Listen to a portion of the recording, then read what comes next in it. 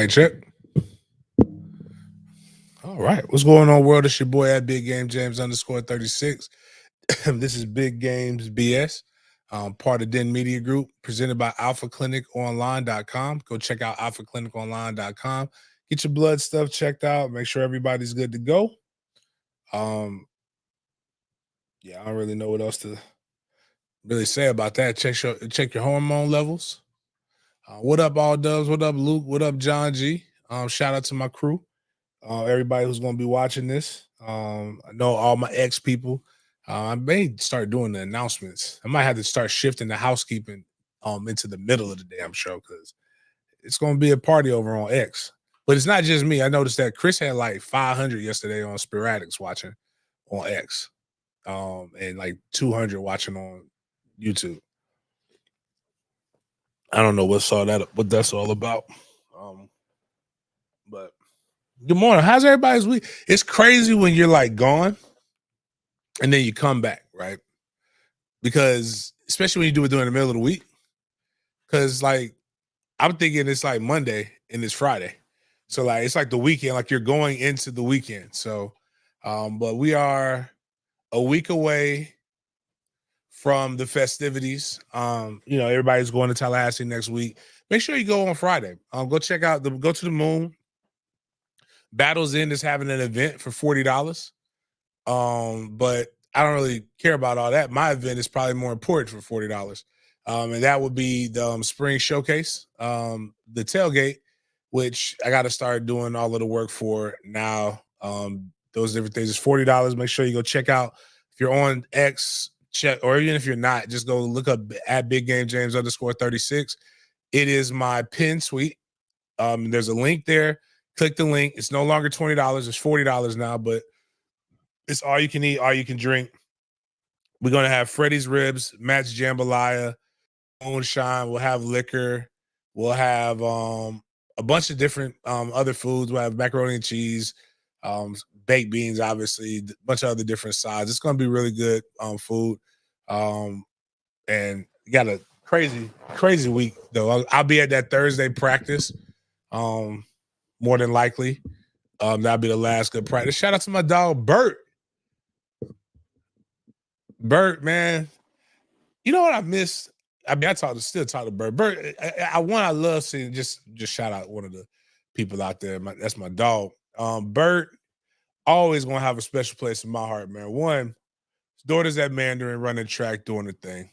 Two, Bert, like, allowed me to do something. Like, y'all thought I was so much better than what I was. But Bert was basically the food drives that I was doing during COVID and everything. Bert was all the brains operations. Matter of fact, Bert is the one who like makes sure that on my food drives now that they do such a good job of logistics, making sure that people getting in and out where they need to be at. Man, that's all on Bert, man. Bert's the man when it comes to that, and shipping and doing the truck stuff, man. So that's crazy. Till Dog 12 brings up a very good point.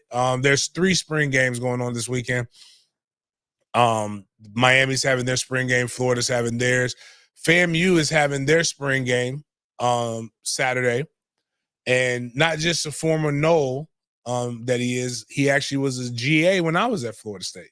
And that's James Colsey, who is now the head coach of Florida Agricultural and Mechanical University. He's having his first spring game. Unfortunately, one of their better players just opted to hit the portal. It's going to really get some good traction. I think I know some people are looking at him. But Colsey wants to be there.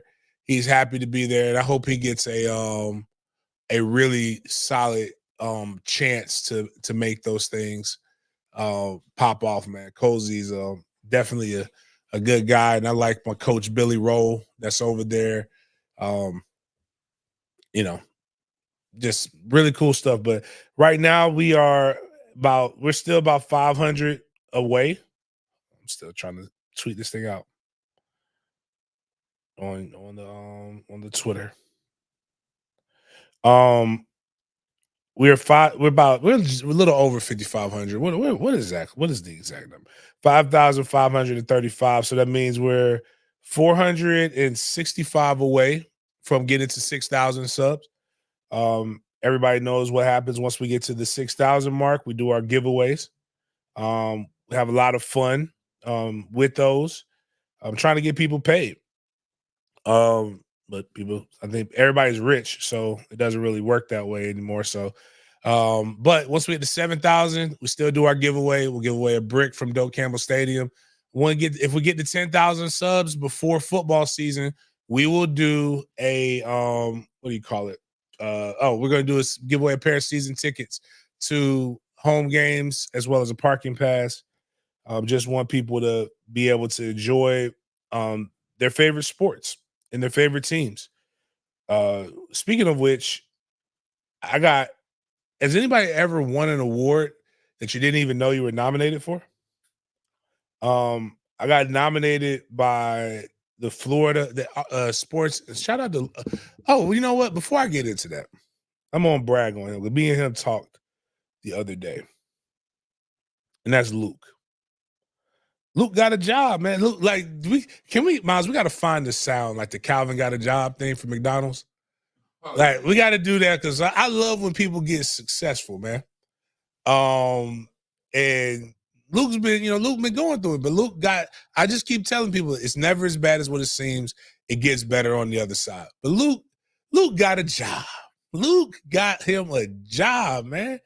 And he over here doing, and he working his ass off too, man. Luke about to be one of them watching the year. And watching the year, Luke gonna get some bonuses and stuff. Luke is going to be on the timeline flexing on these assholes. Just like every other Miami fan. Luke gonna be out there saying making it rain. He's already making it rain. He bought gifted 5 memberships. Shout out to Luke for that, man. I appreciate you, man. But I wanted to, give you and let everybody know that you got a job, man, and congratulations to you on that. Man got a purpose. Man's getting up every morning and getting after it. Yeah. So, like I was saying, I got nominated for an award that I didn't even know I was up for. Hold on. We about to do a quick 8 o'clock right now in a second, but I landed when the plane landed in Miami airport, I got a text from a Miami number. And I'm going to let you guys know, I don't save everybody's numbers. But what I do is I scroll up in the text message for context. Shout out to Bert for becoming a member. And then I realized who it was, and it was cool. And I was asked, hey, what you doing on Sunday? You want to come to the Orlando Magic game?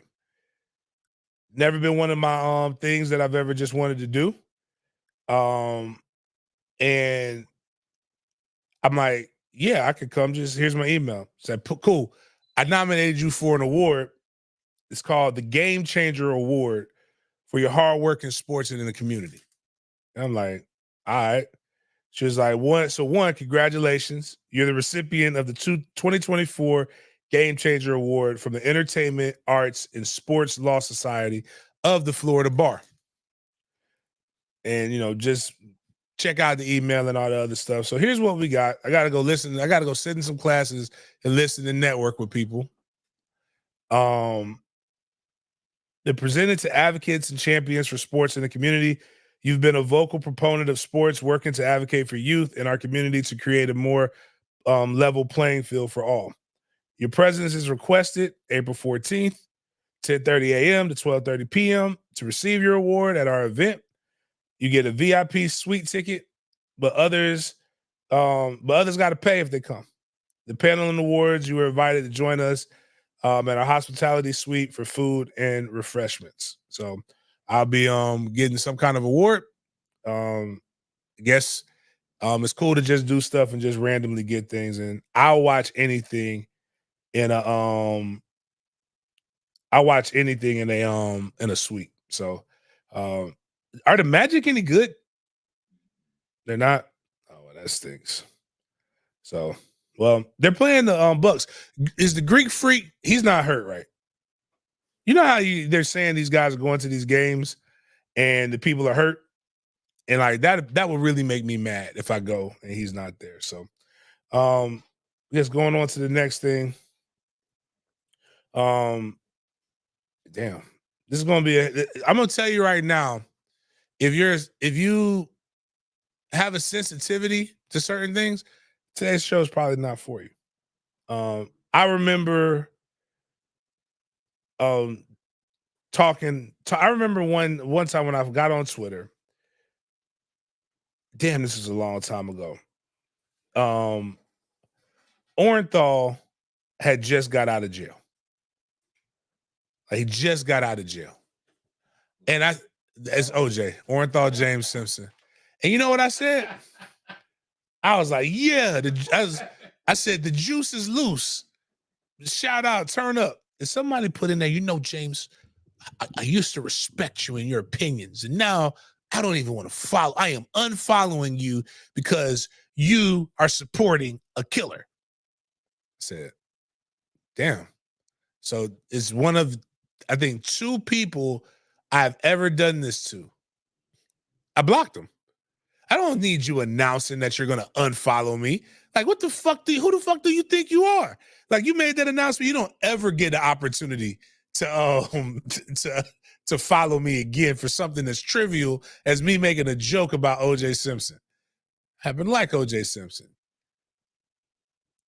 And we're going to talk about OJ because OJ was an icon, whether you like it or not. He had, like, and a lot of you guys are hypocrites in your support. You make excuses for people you like, and you judge people that you don't harshly. But we're going to talk about all of the stuff, the good, the bad, the ugly. There are people, he's a historic figure.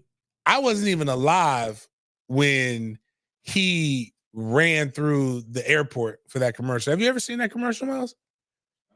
Like, nowadays, looking at Google OJ Simpson, it hurts. Before, like, while we're doing all this intro, and then you'll be able to see it. It's just amazing. Like, now, to think about that, somebody doing that now in the climate we're in is insane. Like, nobody's doing that. But even then, it was insane because you're not supposed to just run through the airport like that. But things have changed. Life has become a little too tight. Oh man, no, not It Hurts. OJ Simpson, HERTZ, like the rental company. That's funny. But yeah, OJ is one of those figures, and it's one of those figures that just, like, is polar. I love this commercial. Like, just, yeah, go ahead and play it. Get that thing going. Just, I mean, how can he was in the Lethal Weapon movies? He was a funny actor. The only thing, people like OJ was so universally loved before that he literally was the Rock of the 70s and the 80s. Like, how the Rock, every white people and black people everybody loves the Rock for the most part. That's how OJ was. So play the commercial, and just, again, it's a great commercial. Nobody does it better than Hertz. Nobody does it better. Hertz leads the others by far.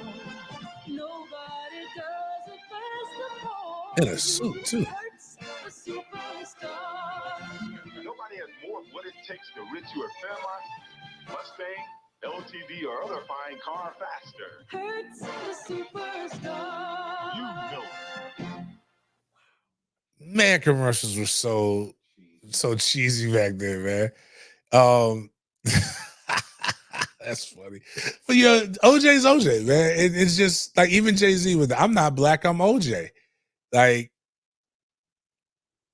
it's funny. It's just, again, and then he went to jail and he did all the other stuff. Like, he served his time, got out, and nobody has been more unapologetically who the fuck they are than Orenthal James Simpson.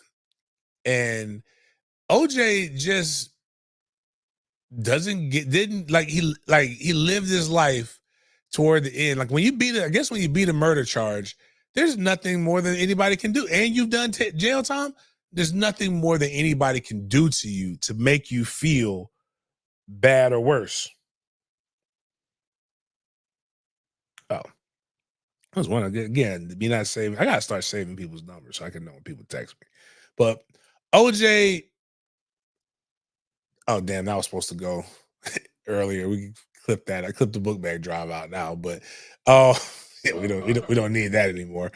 So everybody's doing their RIPs, and then there's people who like it, there's people who hate it. But before we get into the serious conspiracy theory stuff, yeah, that was the wild part, Polo Kid. He did go to jail for taking his own stuff. But OJ on Twitter was great.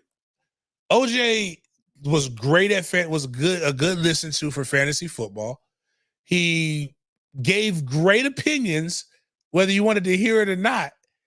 He even talked about was it a murder charge that just happened that somebody got, and he was just like, you should really be careful. And even then, like, I'm the type of person like, hey, you know what, OJ, maybe you shouldn't give an opinion on this one. Like, you should stay out of this one, dog. Like, we don't need to get murder charge advice from you. But like everything else wasn't far off. But you killed those people. You did this. But leave it to Twitter to not take anything seriously. And on top of that, not let you just get away with stuff. Caitlyn Jenner. Hold on, what is it? Oh, Caitlyn. Well, actually, this is the funny. Actually, before I get into that, I didn't give you this. The Heisman Trophy, the authentic account, 59,000 followers. The Heisman Trophy Trust mourns the passing of 1968 Heisman Trophy winner OJ Simpson. We extend our sympathy to his family. Like, all right, bro, I'm with you. Like, but like, maybe that's not what you need to do. Right.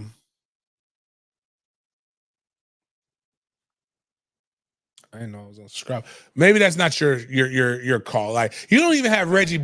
Like, Reggie Bush isn't even like, you took his Heisman, man. Like give Reggie Bush his Heisman back first, because like there's nothing that Reggie was accused of is worse than what OJ was accused of. So like that was the first thing. But then Caitlyn Jenner, formerly known as Bruce Jenner, Olympian, put good riddance next to the glove getting hurt. I mean, not glove getting hurt, excuse me. Next to OJ, they have quote tweeting or whatever. Like, Caitlyn Jenner hasn't killed somebody themselves. Like, what do we call it? Yeah, it was like vehicular. But what I was trying to get to is like, what do we call Caitlyn himself? Nope, because I don't. Nope. I am an ally. But until you get rid of the sausage, you can't be considered a woman. Like, Caitlyn's got the full kit and caboodle. Still got the giblets, man. Gotta get rid of the giblets before we can consider you that, man. But right, Angelo. Let Jameis into the Heisman house. Like, if you're doing all of this, man, there's other steps we should be able to go. But Caitlyn puts good riddance, and then now you can go click on the thing what the person said, which is, again, Caitlyn killed somebody, or Bruce killed somebody. Where's the thing? Yep, we'll go back. And this is what somebody put in this, and we'll talk about this. It's Mandy put, that's why he fucked your bitch, you fat motherfucker. West Side? Oh my goodness. Because you all know that, okay, so people are literally, so they're saying the family of OJ Simpson and the kids were there. People are telling the Kardashians, we're sorry for your loss. Like they're telling all of them, because, allegedly, one of them, I think it's Chloe, because he smashed the wife. You ever heard the story? No, I do. I mean, that's just awful. They said OJ, this is what they said. They said OJ put her in a hospital, man. Like so like, you just mad because, and then if you look at Chloe's chin, the chin, She got a strong chin, man. Like, you know, like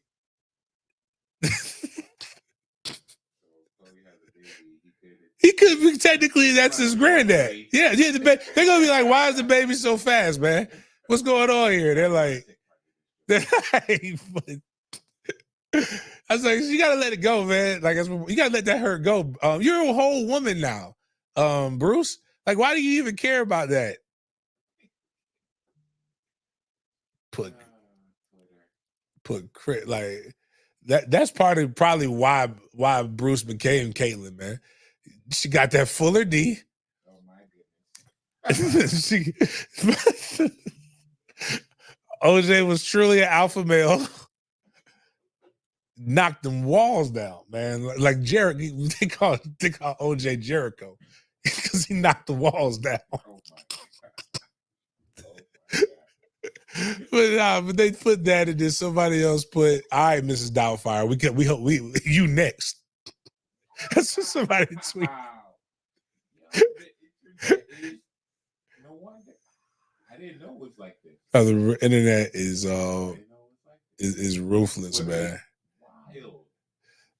But he should be like he really should be. Everybody should be mad at Chris because during the trial,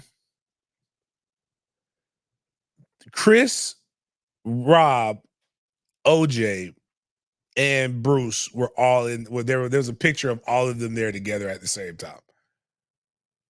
Like she got that mean, you know what?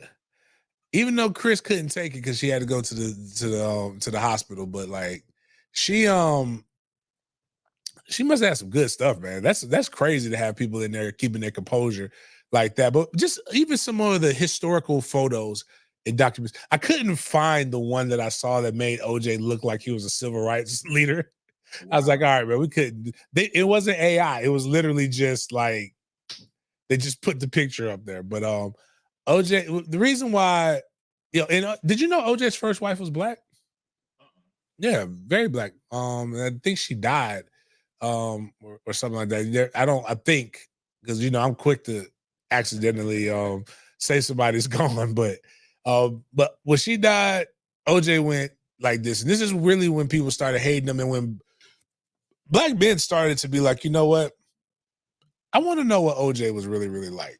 And if you go click on that picture of him with the basically like Magic Johnson, LA must have been crazy at one point. Like OJ was taking all the hoes. And even in old age, he was taking all the hoes. He was doing that. You got Stephen Brown, his first wife died today. Investigate. Jesus Christ. Oh man. Hold up.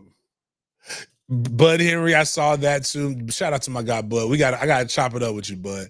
I wonder if they're going to use a white Bronco instead of a hearse. Somebody said that should be the funeral procession or whatever you call it. Like when they're going to bury him, have him carried at least in a white limo, if not a white Bronco, and have the LAPD behind him, like just following him in mass. Names aren't going to be said because I want to protect the innocent, but my friend, the only female in our group chat, broke it down so funny. Like it's like, so the LAPD had enough, and then we're gonna go into the conspiracy theory part of stuff. The LAPD seemingly had an open and shut case, right? They had that wasn't true, Roslyn. He did not give a deathbed confession though. That people thought that they did not happen. They did not happen. And I'm gonna tell you the reason why I don't believe it happened. Because we're gonna read this stuff and it's gonna be some really good things. But the LAPD seemingly had an open and shut case. But they're so racist. The LAPD was so racist that they couldn't just let it be. Black, you had it. Black man killed white woman. Boom. What more we don't need anything else. We don't need witnesses. We don't need anything else. But they were so racist that they had to plant shit all on them. Like that's like they got videotape of they're videotaping themselves fucking with the stuff, planting the evidence. planting a glove that didn't like you plant a large glove for a guy who's documented to where have worn 2XL gloves. Like, it's so many things that they did. They didn't even need to make up stuff. You know what it was like? This is not my original idea. My friend said, you know, to put it in terms, right, that you can understand, right? I want you to understand what the LAPD had in there. They were up. Make sure I want to make sure I give you, because I don't want to lie, you know what I'm saying? I want to be as accurate as possible with this analogy, so that I want everybody to understand exactly how much of a win this was for the LAPD. Like, it should not have even been this close. Like, when I break this down to you, anybody's going to understand this from a legal perspective. Like, because I don't like doing that. I feel like it's providing something to the community when I break it down from this perspective. It's like being up 4 points with less than a minute going into the game and the other team doesn't have any timeouts, right? You're on your side of the 50. I believe you're actually on your third, like you're in field goal range, believe it or not. All you have to do is take a knee and run the clock out. Instead, the LAPD decided to hand the ball off to the running back, and the running back fumbled the ball, and then OJ Simpson and his team recovered it, drove 75 yards in less than 45 seconds, and scored a touchdown to win. Like, basically what I'm saying is the LAPD were the Miami Hurricanes, and OJ Simpson was the Georgia Tech.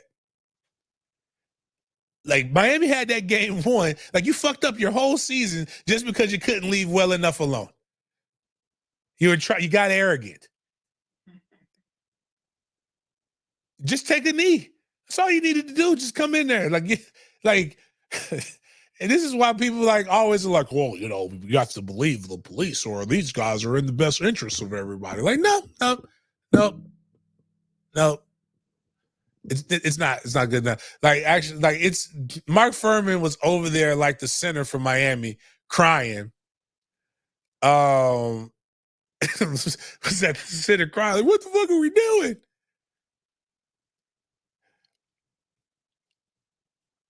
But I've heard this before, but I never really heard all of the evidence against. And, you know, Twitter's Twitter. Everybody has opinions on Twitter, and people say shit that's not true. And I always was under the assumption that, you know what, he did it, but maybe she had it coming. I don't know, man. You just don't like, you know, maybe she did it.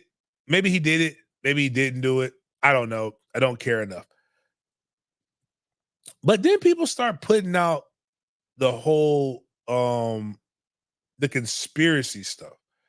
And I'm trying to find this right now. I have somebody put RIP OJ Simpson. This is from Big B at BWARE LAFLARE. Big Ware LaFair.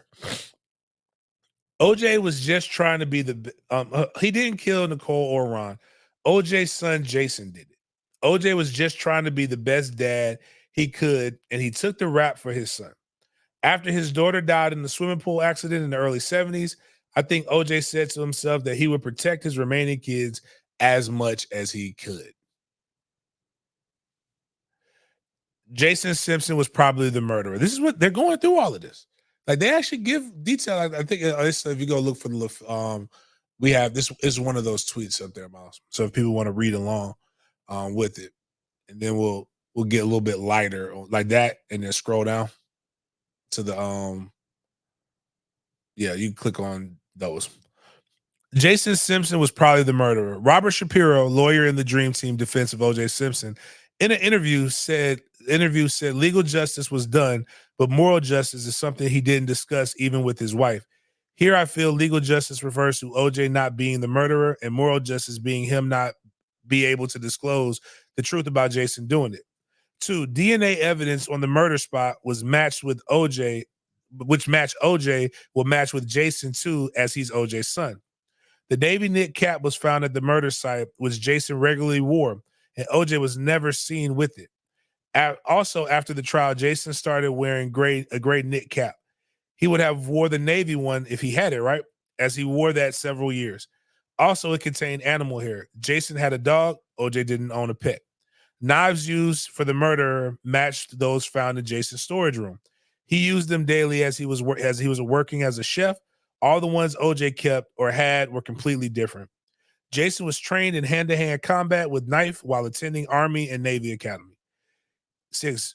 He was charged for nearly killing his girlfriend with a knife. He had a mental disorder, health records. At the time of the murders, he was on probation assaulting his boss with a knife. Investigators found blood and skin under Nicole's fingernails, which didn't match with OJ. Ron Goldman's knuckles were bruised, tried to fight off the murderer, but OJ voluntarily stripped at the LAPD, and they had no marks. Jason wrote in his diary that it was a year of knife, and he had solved the problems with his knife. OJ wrote a book about a hypothetical situation where he committed the crime. Now, no criminal would risk so much except if he was ulterior motives like saving his son from the eyes of public prosecutors. OJ hired the top criminal lawyer, Carl Jones, even though he wasn't even a suspect in the case at the time. So, again, things that, are interesting surround that. Actually, click on that what Jason Morris put, since we're talking conspiracy theories. You might as well get all of them in. OJ owed the mafia big money from gambling debts. His original lawyer was removed and mafia lawyers were installed. They recovered their money through legal fees. That's an interesting one. That sounds like money laundering. That's right up the mafia's alley. Fatal Jedi, if he did it alone, it had to be like a scene from the horror movie. First person gets killed. Move the thing. First person gets killed with a knife while girl runs but falls 3 times. Killer catches with the slightly slow walking pace. Again, I had heard this, but I had never really gone deep into it. And even I then thought it was BS until a guy who actually, even though he's a conspiracy theory guy, but he's still let me look up, because these judges on TV shows don't typically have to be true judges, but they have to have a law background. And Judge Joe Brown is one of those guys who at one point had the second highest rated judge show to Judge Judy. Then I don't know why it fell off. I'm trying to figure out what his actual, not the show. Let me click on this thing real quick. All right, here we go. I want to say so he is a lawyer. Oh, he's a former Shelby County criminal court judge. All right, my bad. He really is a judge. But play what Judge Joe Brown had to say about all of this stuff. And he's actually seen the evidence and knew people who were doing it. So don't take us crazy people for listen to this guy. No, I looked. Did OJ Simpson get away with murder? No, I looked at all the evidence they had and talked to the experts. They never should have brought the charge against him. And 4 of the chief detectives that were involved in that OJ case wound up doing time in California for planting evidence. And as a matter of fact, if you saw the entire trial, there are several instances where evidence was planted and it's recorded on tape. The main reason the American public thinks she got away with something is because there was a sleaze known as Nancy Grace, who's still around, and that was her first reporting thing. And she hyped that and put a lot of falsity out there, and the American public believed it because that was the only person they were hearing. I saw the entirety of the evidence. Nicole and Rod Goldman got their throats slit from ear to ear, their tongues pulled out of the slit with a pair of pliers. The fatal injury was a stab by a left-handed person. OJ was right-handed. What? It went in and it did that damage. There were no peripheral strikes.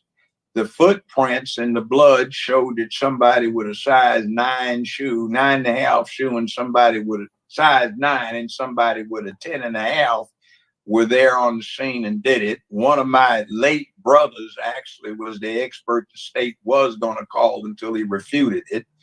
The glove man I know personally, the name is Richard Zuckerwar. He took a tracing of everybody's hand. It was a size large glove that fit Furman. And OJ had a 2XL, which was way too big. Johnny Cochran knew that. So if it does not fit, you must acquit. And you can see Furman actually plant the bloody socks on a video that the jury saw that Nancy Grace refused to talk about. The DNA evidence that condemned them, she said, if you saw what went on, and I recorded all of it and looked at it, the experts said, this doesn't exclude 96,000 people in the LA area. And the person that donated this is from the Northeast Mediterranean or from Sicily. I got him. That's a So again, that's just him going over some of the evidence, and he did call out. How do you think he feels about Nancy Grace? Like, I would start. That's such a great derogatory term. Bitch is overused. Like that's like I use that in common everyday vernacular now. So like, but a sleaze, like just that's sometimes that old man jargon is some of the best stuff ever, man. Like, we got to bring back some of that stuff. Sleeves or that. What if it was a dude? Like, I'm talking about Jason Whitlock, that fat fucking jive turkey, Jason Whitlock. Let me tell you about him. Oh, he bothers me so much. Like, I know people hate DJ Academics, but like, I hate Jason Whitlock. Have you seen DJ Academics trying to fight? Like, doing boxing stuff with somebody? Really? Oh my goodness, dog. It was so bad. It's so bad. DJ Academics? Yeah. I can see that. That might be a better way to. Sometimes you got to find the lane that people live in. Like that makes you like him. But Jason Whitlock's put, if OJ knew he was dying of cancer, he should have provoked a violent conflict with the police and forced them to shoot him. Barack would say he could have been my son. Biden would release a proclamation calling it a day of OJ visibility, and Al Sharpton would perform the eulogy.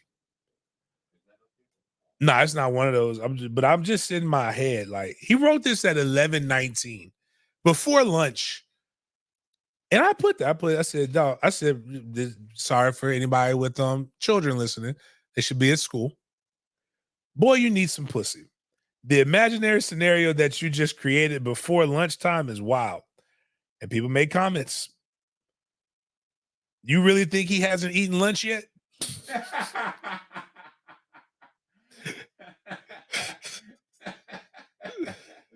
And then somebody put this. I wanted to see there's 5 comments below it and I can't see it. I don't know. I just hope he admitted the truth to his children and opened his heart to Jesus. That man, like, can we stop this shit? Like, I'm not even gonna hold you down. Like, I don't know what there is. Like, to quote Nipsey Hussle, I don't know about heaven, I don't know about hell. All I know about is right now. But if there is one, OJ is right now roommates with Aaron Hernandez in hell. OJ is looking up at us right now. So, like, him getting right with Jesus, like, I'm not saying because he's going to hell because he's a bad person per se. I just don't think he was a heavenly person. I think that's why we liked him. But I don't think I don't know if he did or not. I just know he knew I know he knows something. You know who is similar to? Ray Lewis. I'm not saying Murder Ray killed them people in that limousine or his roommate in college. I'm just saying everywhere Ray Lewis goes, there seems to be bodies that follow. And I don't want to be left alone with Ray Lewis. Like, and nobody prays stronger or harder than Ray Lewis. So like that's a little terrifying to me. So like I ain't saying OJ did it or he didn't do it. What I'm saying is OJ knows if it was his son or somebody else. Jason Whitlock just had to go over the top so he can rule the news cycle for the day. He's disgusting. That to get the attention in which they don't have. Jason Whitlock, let me tell you about the DR. Jason Whitlock is the dude that goes to the DR and fucks it up for my friends like Brandon. Like Jason Whitlock don't get no host, don't get no attention, but he gets it in the DR by or in the strip club. He's the guy who thinks that the woman giving him a lap dance really likes him and will pay all kinds of money.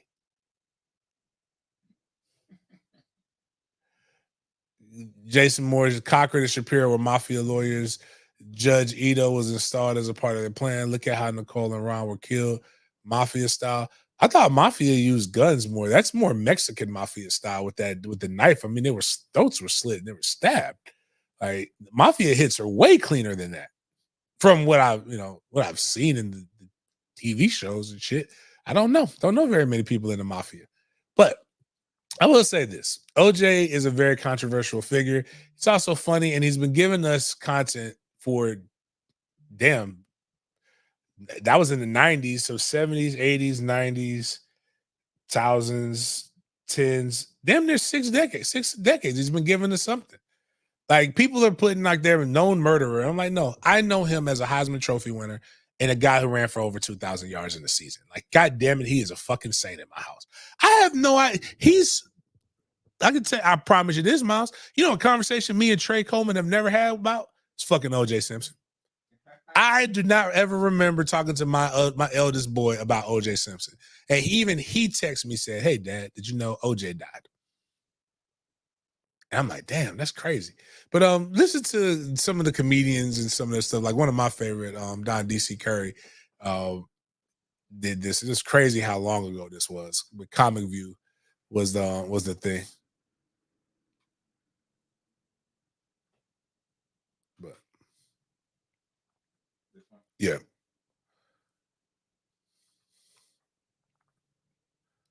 I look at the OJ case, I got to admit, the whole case got me emotionally disturbed. I really don't know what to think. When I first started watching the trial about a year ago, first thing I saw was the opening statement of the prosecution. When Marshall Clark finished listing all the evidence they had against OJ, I said, OJ did it. They may as well lock him up right now. I don't even know why they're going on with a trial, all that evidence. But I kept on watching till smooth Johnny Cochran got up and started breaking it down. Johnny Cochran got a point. They got too much evidence against OJ. Nobody could have been that damn stupid. And even if it was, no one man, even if it was, could have been that stupid. And even if it was, no one man could have made all them mistakes. How could one man drop one bloody glove at the crime scene, take the matching bloody glove to his own house, drip blood all up and down Rockingham Boulevard, blood in the bushes, blood in the grass, left his hat on top of one of the bodies, blood on the fence, blood on the outside of the Bronco, blood inside the Bronco. He couldn't have done it. He got to his house, climbed over the wall and broke in his own estate for what he lived there, and he got to keep it a gate, knocked on the wall, woke potatoes, lazy, ignorant, no telling having ass up. OJ couldn't have done all that. The OJs couldn't have done all that stuff.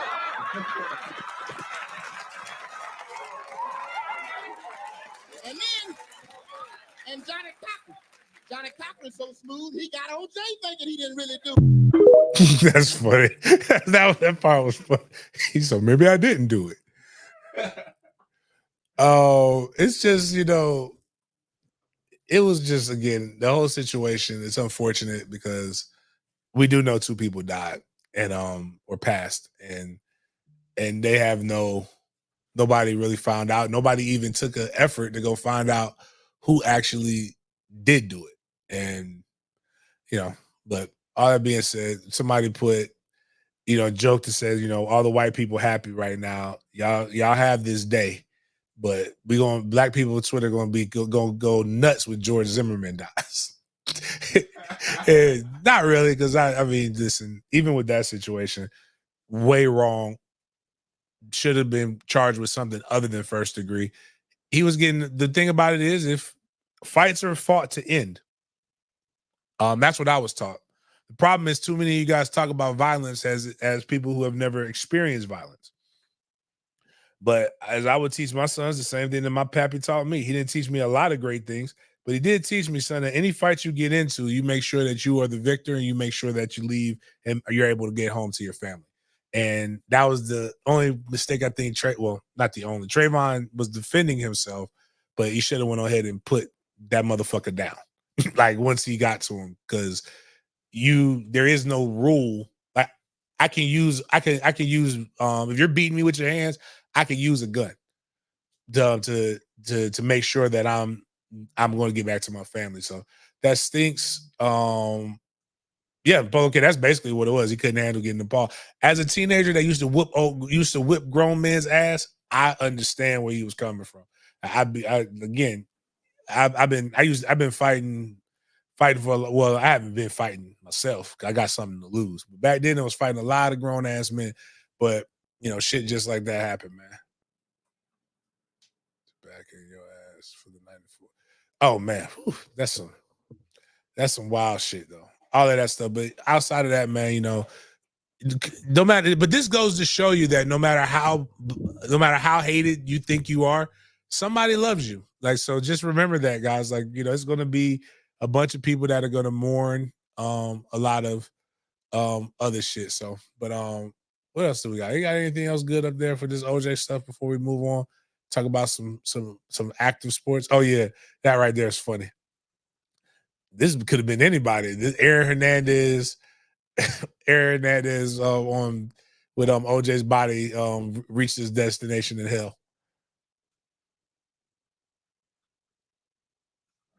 They come up, yeah. Yeah, I don't like the new Broncos either. I know that ain't who I think it is. I know that ain't who I think it is. That's funny, man. It's just the people just on Twitter just like don't give a damn about anything, man. Yeah, you talking on ATL? Yeah. Well, what people don't realize is this is how he always talked about being the guy who was kind of the dope boy in the group Outkast, but he was the creative one. So he kind of played his rapper character a little bit more than what people give him credit for. This is why when I tell people the way Twitter is the reason, social media in general is the reason why I say when I die, I just want to die.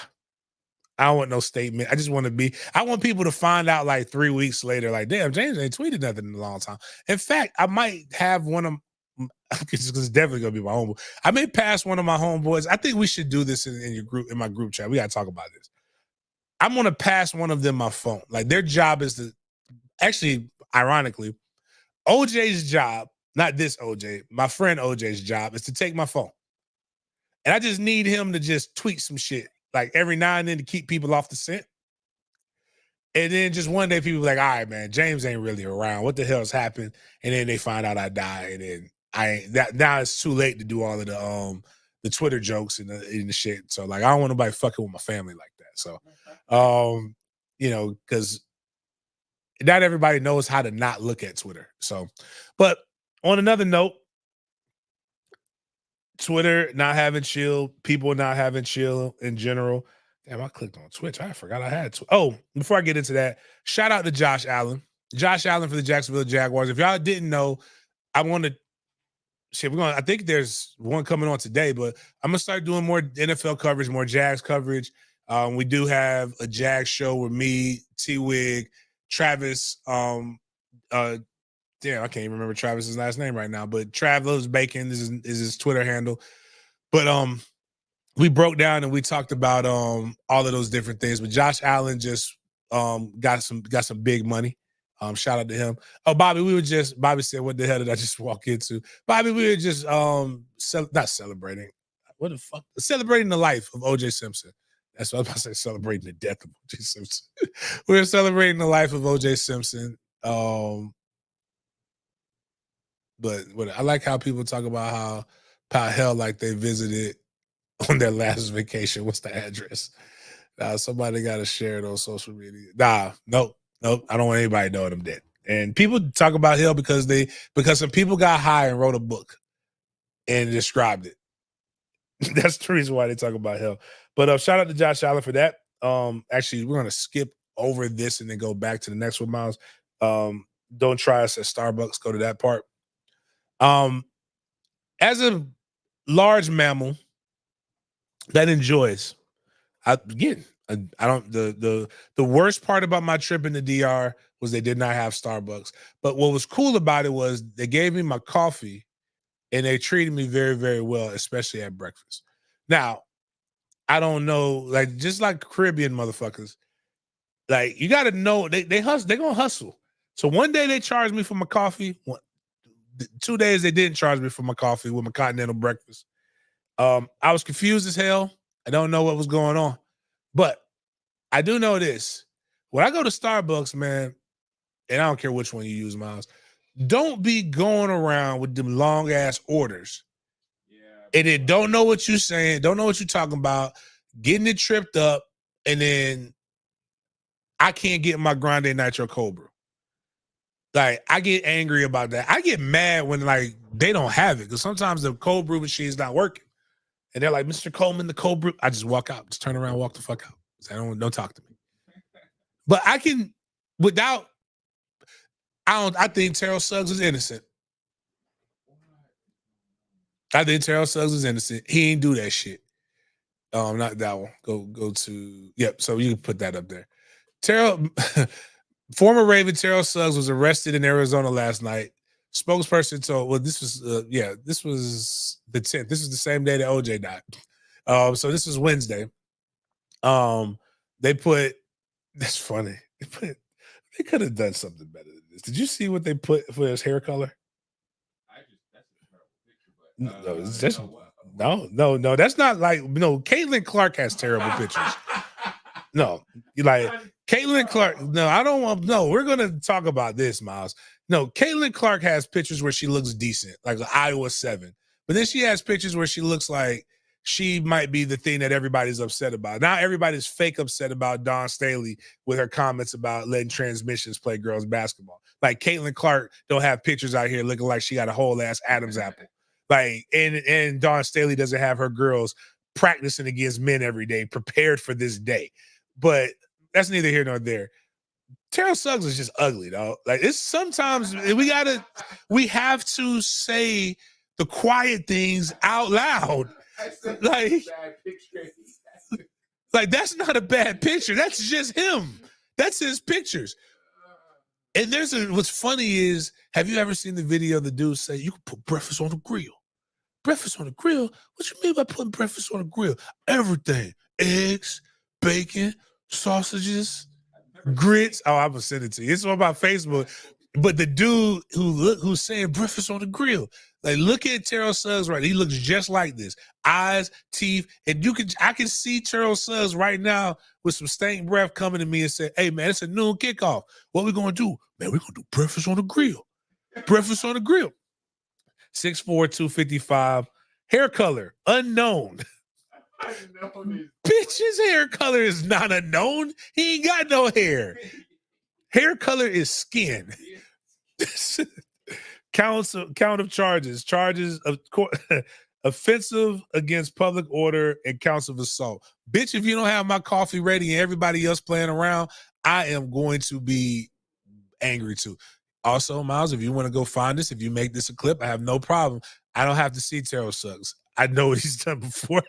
But if Terrell Suggs almost came to FSU, and there is a dope-ass YouTube video talking about why he didn't go. He was coming to FSU. He went to Arizona State, and Arizona State is known for one thing: white women. And their propensity to love black men that are athletes. So like he said, they put the baddest bunnies that he has ever seen. Now, don't get me twisted. Florida State's got some bad bunnies too. Like, I ain't talking about the Spanish rapper. They literally put the baddest. And when you look like the dude from 300, that kind of that turned on everybody. Oh, wow. Like, they put these bad. You're gonna fold too. Like, come on, dog. Like people say, like, I will walk down a dark alley with this person. I ain't got to worry about the fact that he's 6'4", 255 and diesel. I just walk down the dark alley with him because ain't nobody fucking with us. Yeah, no. He looks insane. That's the way to put it. He looks insane, like a crazy person. Like he looked like God was wilding when he made him. Like, yo, the one thing that really bothers me about anybody, right? So, like, forget the eyes, forget that the eyebrows are a little interesting, and the nose, forget all of that. I really have an issue with tooth to gum ratio. It's one of the things like everybody has, don't judge me. Everybody has a thing, right? If your thing is big heads, don't come around because I'm going to freak you out. But what freaks me out is people who have heavy gums and little teeth. Because I don't know why. Like, why? Like the Mr. Ed. Like, look at the man's gums. And what's crazy is it's not a dental. Like, you can see how pink his gums are in his teeth. He brushes his teeth. Like, he's got good dental hygiene. It's just his gums is wilding. Taking over. Like that's exactly what it looks like. It looks like his gums said, "We taking over this block here. Give me them teeth." The tooth to gum ratio is off. It's terrifying. But no, real talk. I think you've seen her before. You've seen her before. My sister, best friend, fine, gorgeous.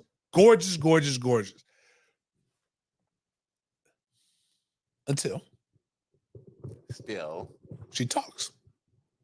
And she's still pretty. And it's kind of like one of them things like you like, yo, babe, like, you gotta keep your mouth shut, baby. Like you fucking throwing me off. Like when I first met her, I'm like, yo, oh. And then so what I would do is I would forget her mouth. I would forget her name. And I'd be like, yo, what's your girl name? The one with the gums. Come on, man. Like your girl with the gums. Is she coming? And then she would be like, yo, James, stop. No, I'm dead serious. Like they came over here for like New Year's. And I had to do a show. Me and Denny had to go do an appearance for New Year's at one of our sponsors. And they came in town. And I was working at this place called the Hit Center, and the trainers from the Hit Center came over, and they was just like they was like, yo, hey man, who's that girl? Like, oh shit. And then, I'm gonna say his name because he doesn't listen, but my guy Chewy, and his name is Charleston, but Charleston Chewy country as hell. If anybody wants to know where I got the term Jalen Ramsey sassy, it's from Chewy country ass. Chewy's like, that boy James, man, that boy Jalen Ramsey a little sassy, ain't it? And it just sounds so much funnier coming from a real country dude. And he was just like, man, James, man, that girl finer than a motherfucker until she opened her mouth and she looked like she needed to be bucked. And I was like, yo, Charleston, what are you doing, man? Come on, Chewy. Nah, you don't even need it. Nah, I'm not even going to say that, dog. She's not a brown. When I tell you she's really gorgeous, now she's real. Fucked up mindset. I'm going to admit this. Matter of fact, if I get in trouble for this, that means my sister watched the show, and I'm going to be glad because she doesn't watch the show. You are. You keep falling into this trap. This is definitely going to happen. It's already done. But what happened is that her daughter didn't. I thought it was hereditary. It's not a hereditary thing. So Terrell can have kids that don't have his gums.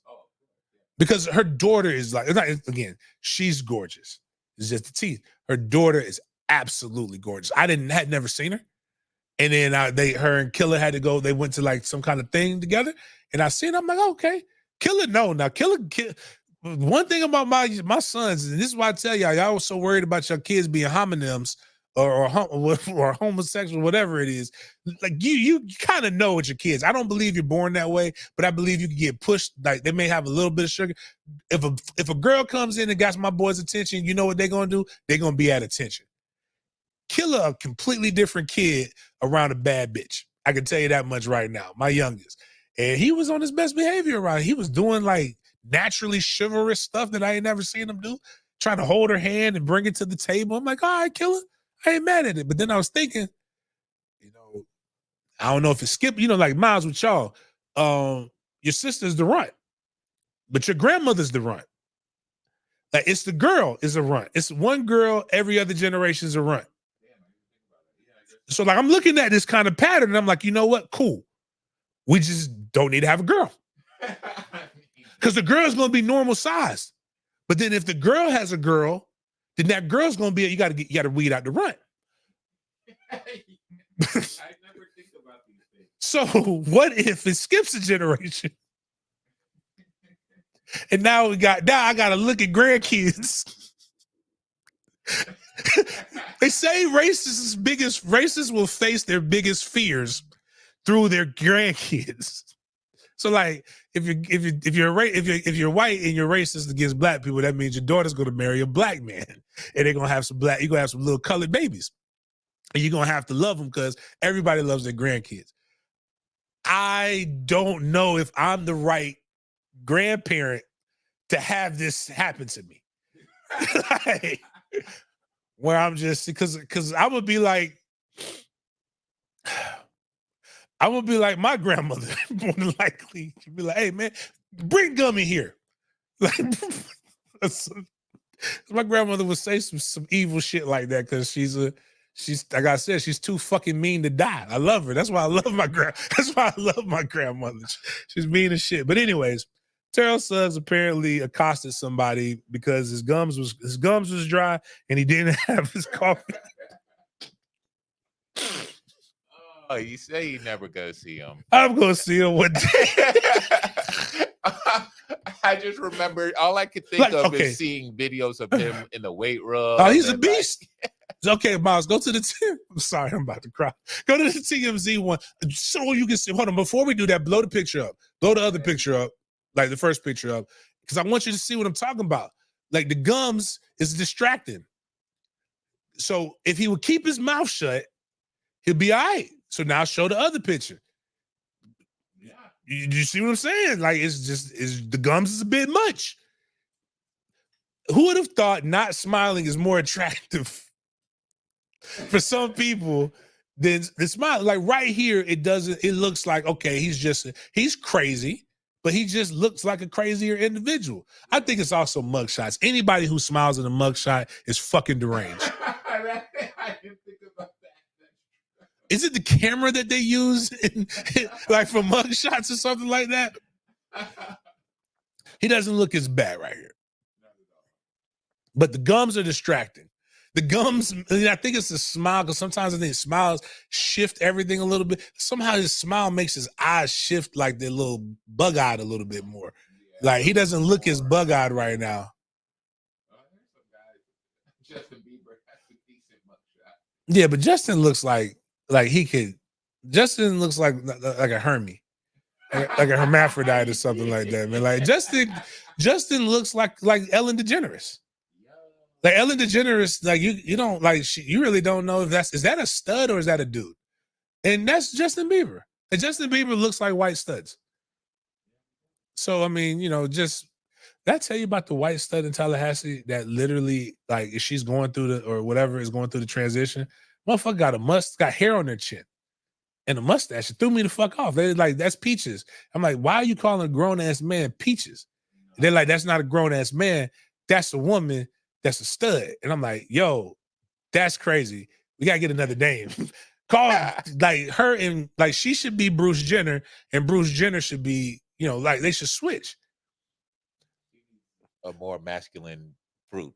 Right. Like, is there a more masculine fruit? Like apple.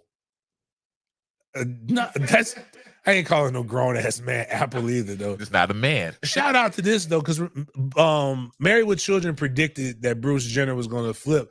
The chick Marcy, it was not OJ. Bo Jackson went to the store with I think it was Bo Jackson went to the store where Al was to get some shoes. Marcy comes in. He's like, "Hey, is that Bruce Jenner? I'm a big fan." And she left, but he was talking about a woman. But Peaches do have fuzz. Fair enough. Adam, yeah. But anyways, bottom line is, don't aggravate any athlete at Starbucks. Don't aggravate any athlete at Starbucks with that you know might have guns. Don't aggravate any athlete that was a former All-Pro. And don't aggravate any athlete with gums that smiles and gums that are disproportionate to the teeth that smiles in mugshots. It's just not going to end up well for you. I like how they called it the Starbucks tiff. If someone pulls a gun on me, it's not a tiff. No tiff. It's he's armed now. Here's what Dove Climate said. The man swore at Suggs before Suggs challenged him to a fight. The former Baltimore Ravens pass rusher allegedly then called the man a pack. He called him a pack. Before adding, "I will unalive your bitch ass." Oh, wow. So he called him a pussy ass cracker. And then he said, "I'll unalive your bitch ass." So I'm saying, please put again, you know what? It's the smile. It doesn't matter about the mugshot. Dove Kleiman, put that. That's what I just read. So the people can see that it's not that was the next one. That one. I'm just telling you, dog. Like, look at this shit. This is why dead to fuck serious, guys. If you aren't, maybe see, I've been thinking I'm ugly, but then it's like this is why football is great. This is why sports are great. Imagine this man not having playing a decade in the league. Oh my God. Oh my God. Imagine him being 6'4", 255 to 270 pounds, just full of aggression, and teeth like that, and having nobody to take it out on. A creature, a thing that goes bump in the night. This man is robbing you. This is your worst nightmare. At least the lady who gets to the club knows she's gonna get his pool, knows she's gonna have a good time. She's gonna get her drinks paid for, her meals paid for, and she's gonna probably get a couple dollars in the pocket. Imagine him just run. Oh God, yo, these comments are unhinged. This motherfucker primetime man. Put that on the board. Put that on the jumbotron. This motherfucker said he looked like Venom. He said he looked like a symbiote. God damn it. I can't unsee it. I can't unsee it. You're an asshole, primetime man.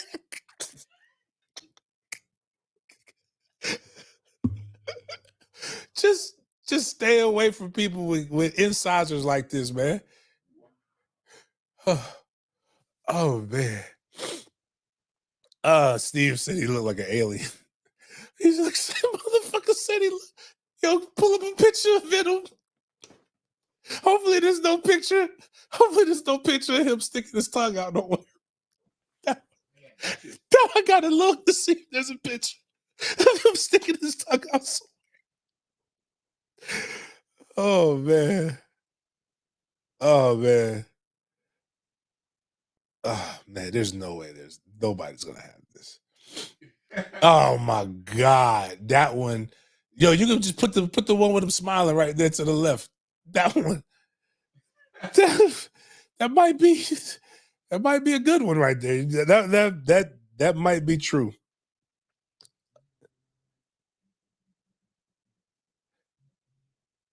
Hold on, was there one with Venom? I'm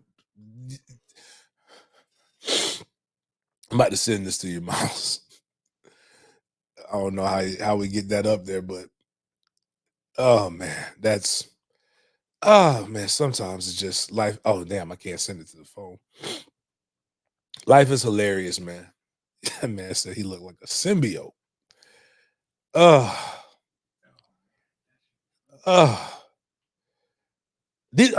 I'm sure he's a great person. Outside of not having coffee, I'm a terrible person without coffee. Yeah, I'm sure he pulled a gun. How can you pull a gun on someone at Starbucks? That's crazy. I mean, dog, with somebody, you know what? Hold on, let me see. I'm gonna tell you. You know who I would pull a gun on? My mom at Starbucks.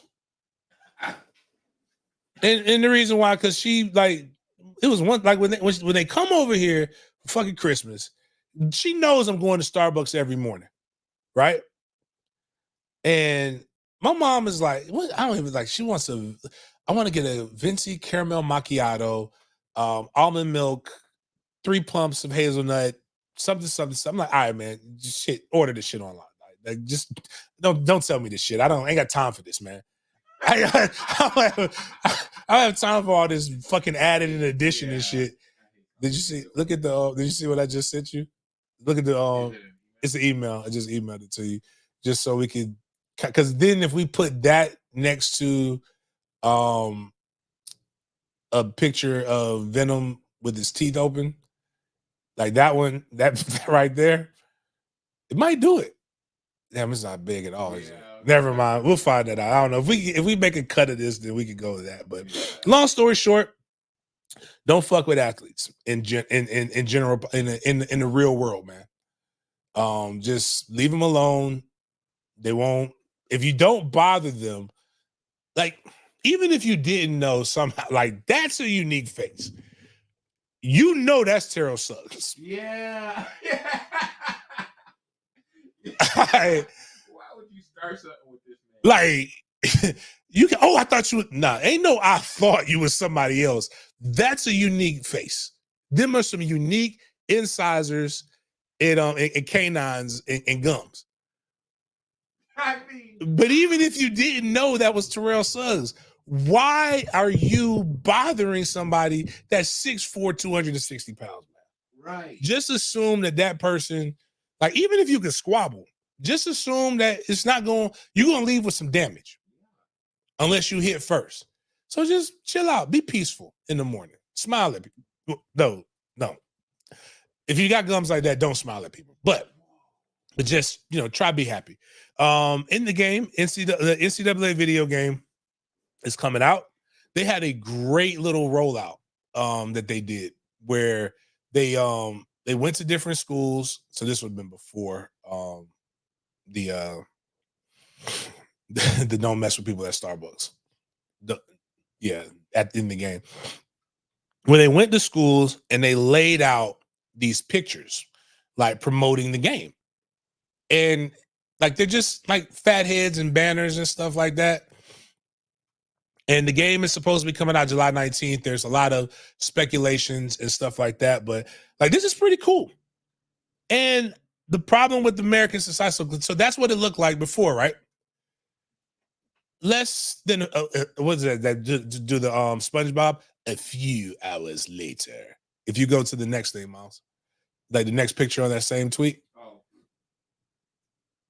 that's what was left.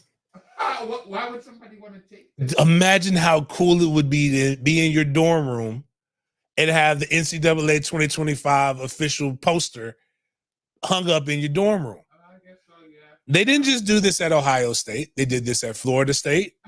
They did this at numerous colleges. They have the people's names on there. I would have personally had my friends from the Brook go over and take that. Florida State's got taken down too. And the people were like, UBS. And the only problem is dumbass clout chasing society. This is vandalism. Like, so you could go to jail for this shit. Like, don't post your face up like that and say you did it. But they're like, would you be surprised at what patience and a little goop gone can do? Like, so these people really tore these things down and hung them up in their room. One of the sports thing that I'm in, I just got put in over the during the combine weekend. That guy's getting shipped this Ohio State banner thing to himself. But FSU Barstool did the same thing. I think that's hilarious. The video game's coming out. The transfer portal will be in the video game right now. From what they're saying, that should be very interesting if that does happen. I'm so worried. To be as realistic as possible. Let me make sure this is a real thing. It might not even be real. No, it's one of the updates. We'll see. To be as realistic as possible, athletes would need to be able to transfer more than once. But if roster management in the video game really looked exactly like it did in real life college football, it would be too overwhelming to be fun for the majority of players. I'm told that EA is planning on allowing athletes to transfer more than once, but it's also working to figure out the right balance to make roster management approachable and fun. So they used to be able to transfer before. I remember that in the video game, but the portal, people make way more of the portal than what it needs to be. As we talked about, spring game, FSU spring game is in a week from tomorrow. We will be having our tailgate. Make sure you come hang out with us. I believe Lot 5 will have all the more details coming out this week, menu, different things like that. Something that you've been hearing from us on this channel, and I'm telling people, you want to be a part of the beat at your favorite school. There's only one thing you need to possess. You don't need insiders information. You don't need any of that stuff. You need common fucking sense.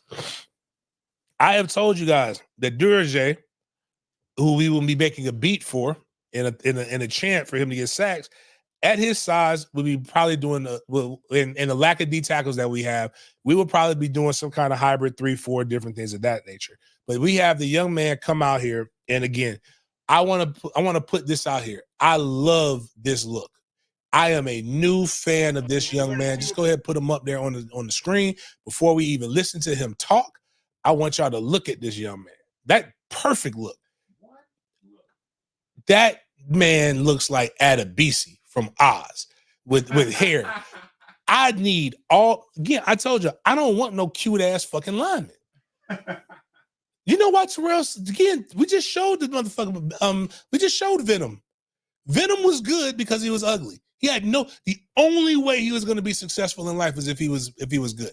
Now, he's not as bad as Venom, but look at that hairline. That is what my boy Dibby's hair used to look like before, right before he had to get rid of it all. His hair is that is a wicked widow's peak. Like widow's peaks ain't supposed to be like that. That man, woo. And then I know he like older. I now know why he likes older women, because older women grew up in an era where hairlines didn't matter. Like if you was like really kicking it in the 80s, the hairline, Bobby Womack's hairline was egregious. This man has Bobby Womack's hairline. He's going to be phenomenal on the football field. And then the voice that came out, I wasn't expecting this.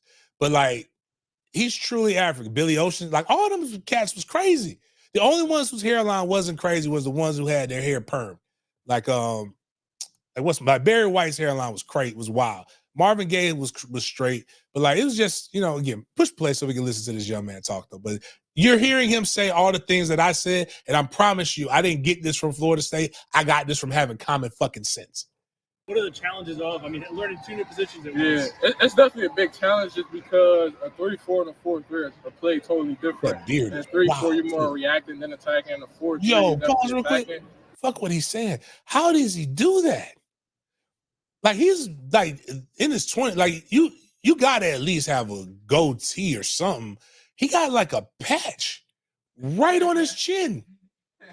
And then nowhere else. It's just bald. It's like so that lets me know like he's not finished with puberty yet. Can't be. But I also say there's a thing that I have, like I don't really trust men without mustaches, but hopefully he'll break that. Go, my bad. So it's all football. It's all the same things. You're getting the same type of blocks, but it's a little bit challenging.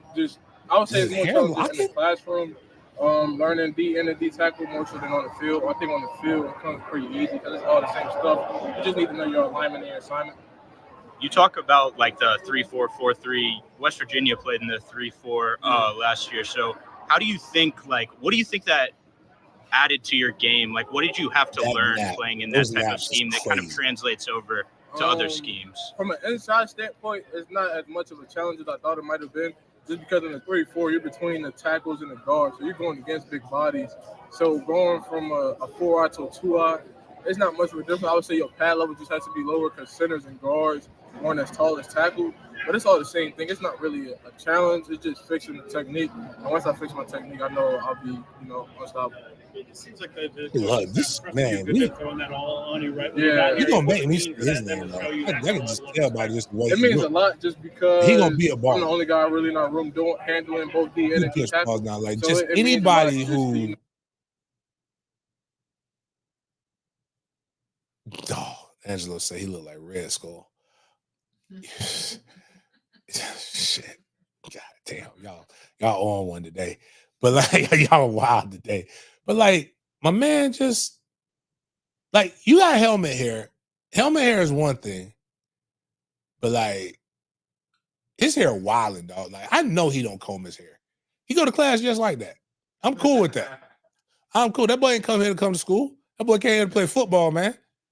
That's why I'm saying this life is football is amazing. We need more people like that. But I can't wait to see what happens to him next year with the year of not giving a fuck and with storms. Like he's gonna be amazing. Shout out to Durage. But little spring updates. Click on the next one, Miles. We got some good. DJU is looking good, looking impressive.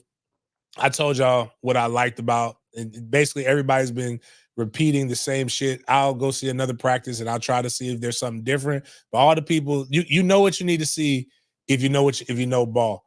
But first off, before we get into that, let's push mute because they be playing music. Let's just appreciate, like, if this is fat, right? Man, okay, we as a society, man, need to like. I'm about to die. I know I'm fluffier, but I ain't like I've seen way fatter. But like, shout out Stephen Brown, appreciate you coming through. But like DJU, that's 255. That's solid right there. But now we're gonna push play. Watch this throw. Good throw and catch. Damn, I like that song too. Well, I like Future. I don't like Kendrick's verse on it. It's good. Should have been. That was great coverage, great ball placement. And speaking of a guy with an egregious hairline, my boy Megamind right here, Ja'Kai Douglas.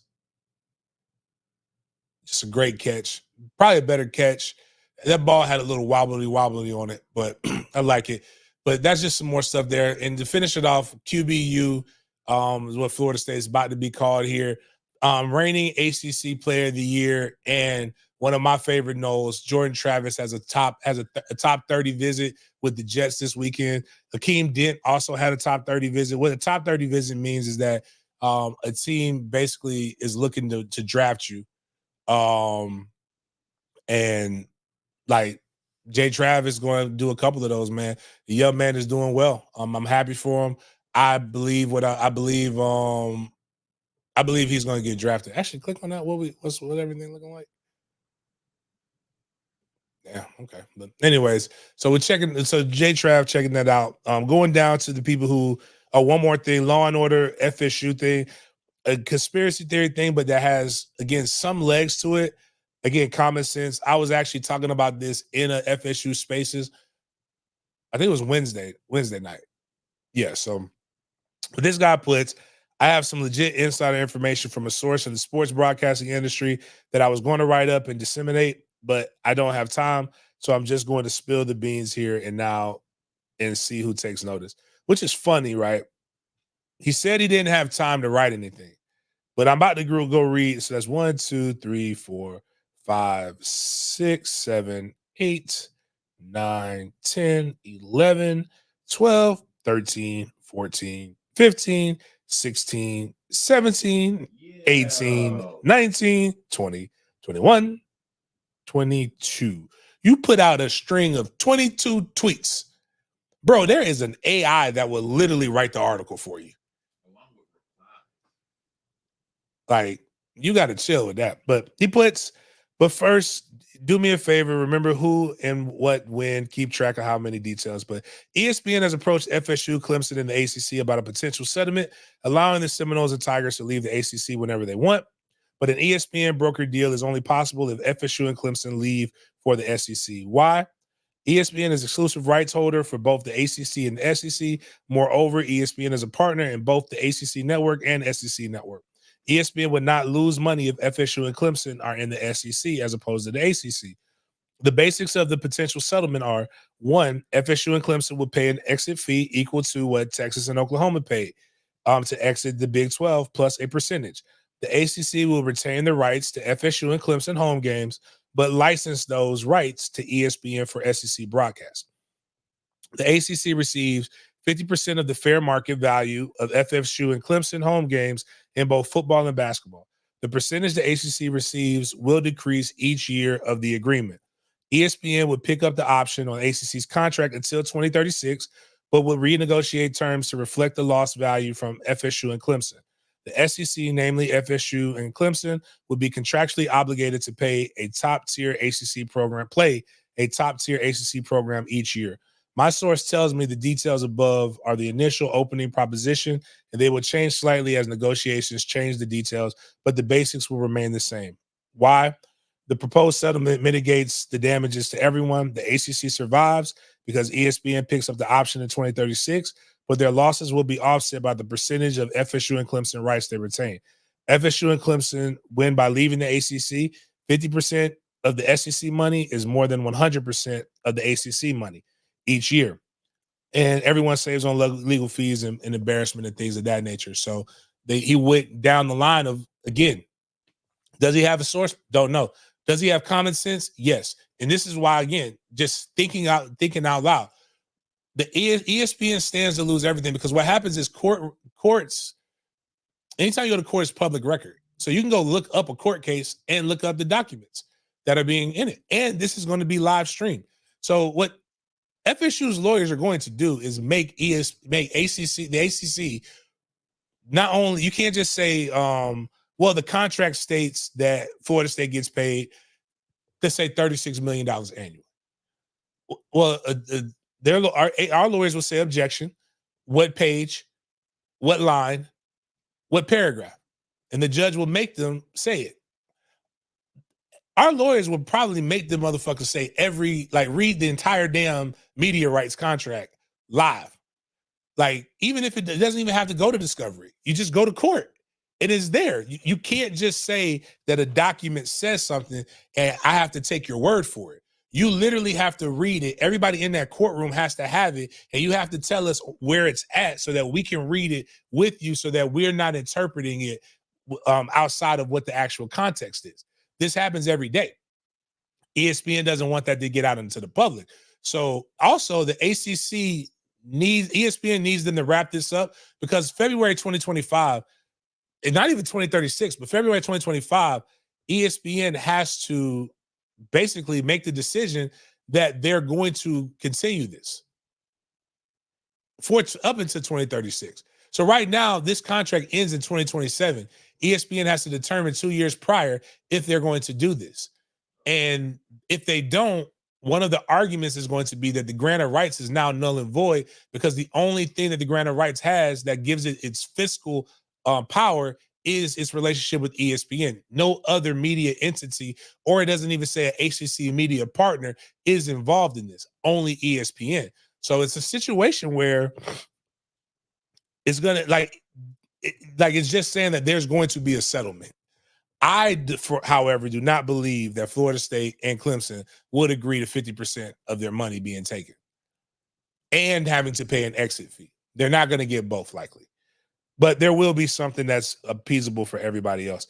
Miami's having their spring game going in. Miami has done a lot of talking about Florida State only takes transfers. They don't develop their players. They don't do this. But there is starting to become a growing contingent of the University of Miami fans who are tired of the sunshine and rainbows bullshit getting blown up their asshole. They don't like it. Rowdy 931 Kane puts it here.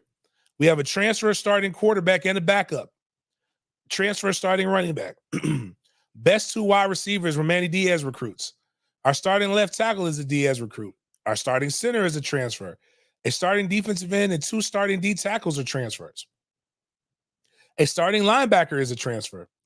3 out of the 5 starters at DB is transfer. But yet Miami develops. This is what the fans are saying. That's a fuck ton of transfers, man, for you to judge Florida State. But I want us to remember this as we're going on to this. But that's a lot of transfers for them to say that they out here developing talent and doing this thing. If Miami wins, they won because a transfer quarterback, transfer running back, guys that Mario didn't even recruit, a transfer on the offensive line. So that's 4. 3 transfers starting on your D line. That's 6. A transfer at linebacker. That's 7. 10. You got 10 transfers that are going to have to come in and step in. That's just what you have right now. And that's kind of the basis. There's a contingent of Miami's fan base starting to get tired and grow and say like, hey, man, we can't keep calling other people out while we getting our asses whooped doing the same thing that other people are doing. We just don't do it better than them. But it's also gaining national attention how crazy Miami fans can be at times. And this is on what's that dude? Minister Society or Minister Sports, Zach Smith's podcast. He's having fun with the Miami Hurricanes and their spaces, which is comedy hour actually, and it's unhinged. If you listen to these grown ass men that spend they spend days in Twitter spaces, they have jobs, they have children, they have people, their wives are literally begging them, come to bed, baby. Why are you on this spaces? What do they do for you that I don't do for you? Again, guys, we got to come back to, we used to fight wars. We used to build houses. But now we're on spaces for 36 hours straight, talking about things that we can't talk about. And then if it's not spaces, it's people trolling. I really believe if some of these people would apply themselves in real life, in real fucking life, in the way in which they apply themselves to spaces and Twitter, they'd be more successful in life. But let's listen to the guy, the fan who is just tired of everybody not supporting Mario. He went out and this man was very passionate about it. Miami fans every year go through the same shit. And this was an excerpt from a Miami space. If you haven't been, boy, are they entertaining. Let's just check in with Miami fans. Dumbass shit, man. Mario elevates the fucking room. Y'all was crying all summer. Y'all was crying all through the fall that Mario this, Mario that. Mario can't land a quarterback. We ain't putting shit out there on the field. He gets you fucking Cam Ward, and we crying about a fucking backup quarterback that might not ever see the field again. Fuck wrong with y'all, man? What the fuck do you want from Mario? Oh, you God, I love Hurricane fans. Oh, that was wild, goodness, bro. Miami spaces are so funny. Real life comedy hour, dog. I mean, it's just hilarious hearing these fans go after each other. It is so funny. And Chris used to be deep in the trenches in spaces. It's like crack, dog. It is, dog. It's Miami spaces in general. But like Miami space, it's like watching a car wreck. Like you see it about to happen and you're like, oh my God, I can't, I shouldn't be watching, I shouldn't be cheering this. But this is like wild, man. Mario did this, Mario did that, and that's not even me. What it sounds like, I know he's not specially able, but like me mocking him, I feel like I'm trying to talk like a specially able person, but that's just how the grown man talk because it was so much emotion in there. So much estrogen, low testosterone. I need to get a Miami spaces going that's sponsored by Alpha Clinic Online so that we can get guys to stop doing this shit. Mario this, Mario that. Mario can't land an elite quarterback. So Mario went and got Cam Ward. And y'all, you still bitching. You unintentionally start rhyming. Like, it's like, I mean, if you put a beat, like, all you hear is bad boy this and bad boy there. All you hear is Mario this and Mario that. Diddy does live in Miami now. Diddy might be diddling down there. But nah, it's just wild, man. Just some of the stuff is just really isn't that deep. Like, we need to just relax, man. Chill.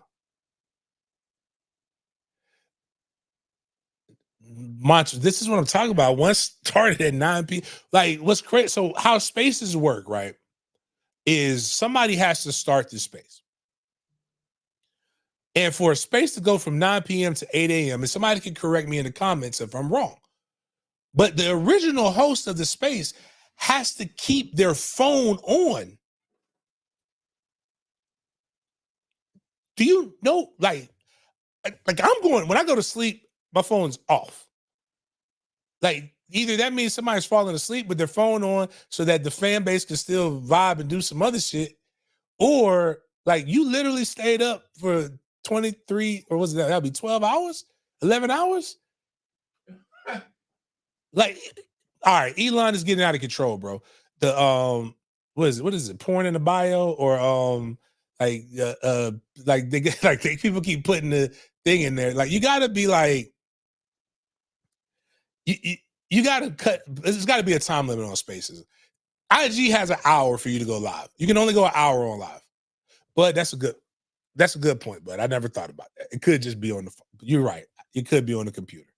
But even still, like, come on, guys.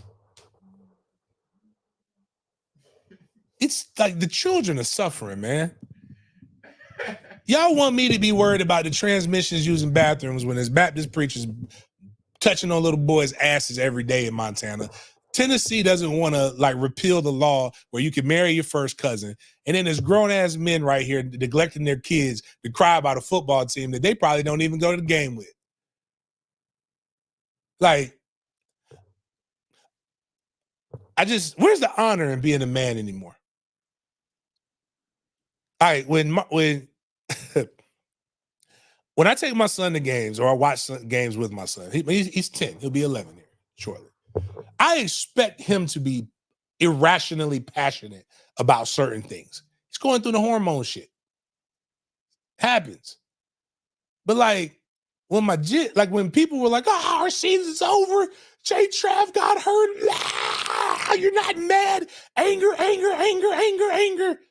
And I wanted to get I wanted to feel a little bit of sadness about J Trav. But then I looked at my 10-year-old and he's distraught.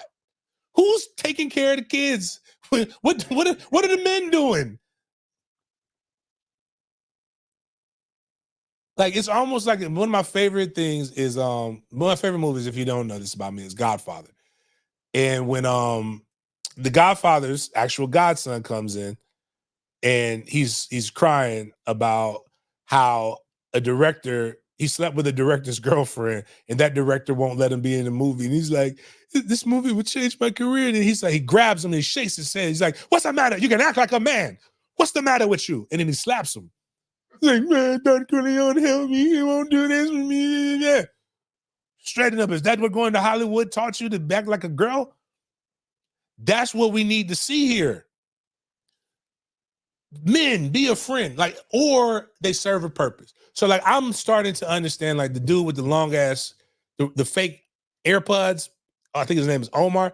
I think Omar is trying to be what my guy Big Noel is. I have come up to the conclusion that my guy Big Noel is specially abled. I know why he gets up every day and says stuff. He chooses violence every morning. It's his passion. He's also the same size as Terrell Suggs. Probably bigger. He's about 6'5", close to 300. I ain't saying shit. Omar's petite. But my point is that you got to start going in and start telling these guys to be a man. And all that yelling and loud talk and all this other shit does not negate the fact, ain't going to change the fact that you're probably only going to win 7 to 8 games this year. Unless this happens. Now go to the next thing with 247. The portal's about to open back up. Now we saw what Rowdy Kane said, and Rowdy Kane raises some good points. Raised some very good points. All the transfers they had. And Miami has all these transfers. Miami's going to win. But then they say that they need a whole bunch of spots. They said that they need a D tackle, they need a wide receiver, they need a DB, they need a linebacker, they need a lot of stuff. And right now, teams looking to spend in the transfer spring portal window, Alabama Crimson Tide, the Miami Hurricanes, who already have a shit ton of transfers, if I believe. What did 931 K? This isn't me. This is them. They already have a transfer starting quarterback and backup, transfer running back, transfer. They say they need a wide receiver, but they need a wide receiver because they're Diaz recruits. Maybe they're not good. Left tackle, Diaz recruits. But what happened to the 5 stars that they had? They just brought us some good offensive high school tackles, I thought. Anyways, starting linebacker transfers, starting DN, starting D tackles are transfers. 3 of the 5 starters at DB are transfers, but Miami develops, and now Miami is also. So Miami already has 10 to 11 guys who are in the transfer portal, who they got from out of the transfer portal, and now they're going to be heavy guys going into the portal and this portal madness.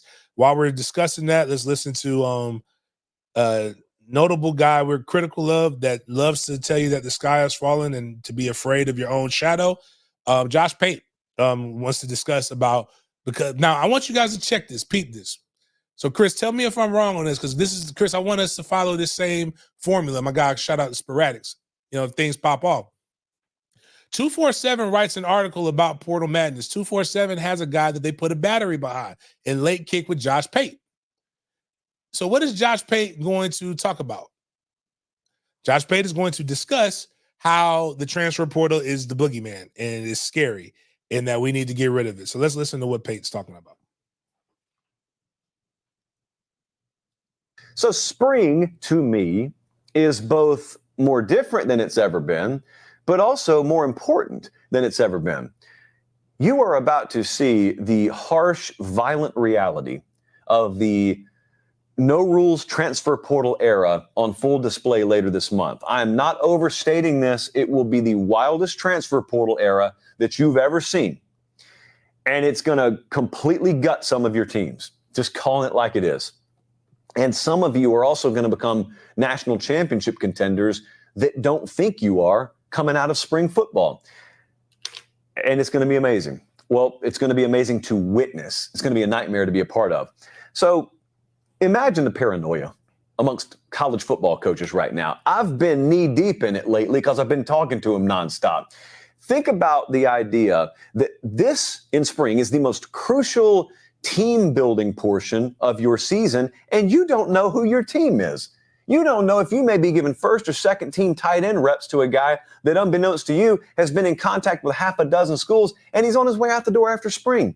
After spring being the key words there, when the hay's already in the barn. The next thing you're going to do is summer workouts, which you are not allowed to observe, and then you got some time with them, but by and large, it's fall camp. That's the next thing on the horizon, and all of a sudden, Gary's out the door because he got a better offer from somewhere else. Is it legal? Yes, it is. Is it wonderful for the kids short term? Financially, I suppose it is. Is it good for the sport? No, unequivocally, I would argue it's not for anyone, the players included, because there's more to becoming an elite football player than getting paid in college. That's my personal opinion. I am not lobbying to be sent to Capitol Hill anytime soon.